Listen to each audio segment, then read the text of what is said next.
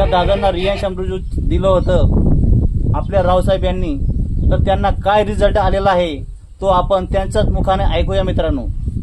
सांगा रावसाहेब. नमस्कार, मी रवींद्र खैरनार. मी स्वस्थ भारत अभियानाअंतर्गत काम करतोय. हे तर मी पहिले नितीन दादांच्या वडिलांना प्रॉडक्ट दिलं होतं. नितीन दादा म्हणे इथं अजून एक पेशंट आहे. काय नाव दादा तुमचं? हा. तर त्या दादांना मी प्रॉडक्ट दिलेलं आहे रियांश अमृत ज्यूस.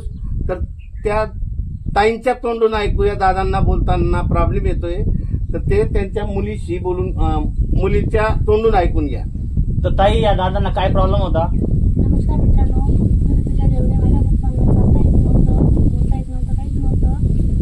नंतर आमचे शेजारचे वंश दाजी ते आले, त्यांनी आम्हाला रियांश अमृत दूध दाखवलं. त्याच्यानंतर पप्पा आम्ही खूप प्रयत्न केला, इकडे तिकडे घेऊन जायचो हॉस्पिटलमध्ये. प्रत्येकाच्या डॉक्टरांनी काय सांगितलेलं होतं? डॉक्टरांनी असं सांगितलं होतं की त्यांचे रिपोर्ट वगैरे नॉर्मल आहेत, फक्त नसा वगैरे चॉकअप आहेत. त्याच्यानंतर आम्ही ज्यूस दिलं. ज्यूस दिल्यानंतर थोडं थोडं ते चालायचे प्रयत्न पण करतात, आता बसायला पण लागले. सगळे काय ओके.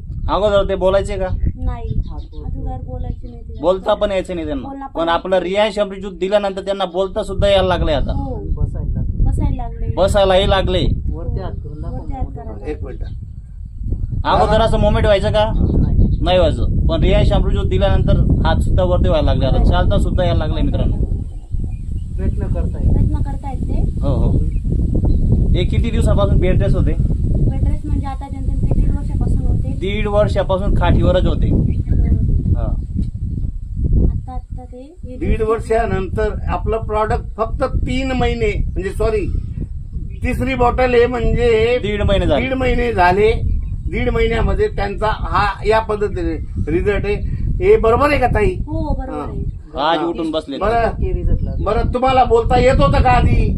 नाही, आता बोलता येतं. हे त्यांच्याच तोंडून आहे का ताई?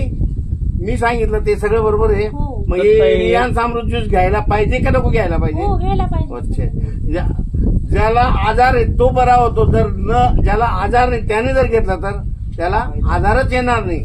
असं बरोबर आहे का हे? हो, बरोबर आहे. ओके, धन्यवाद. पार्किन्सनचा प्रॉब्लेम सांगितला होता ना हा? डॉक्टरांनी? ऍक्सिडेंट झाला होता त्यांचा. ऍक्सिडेंट.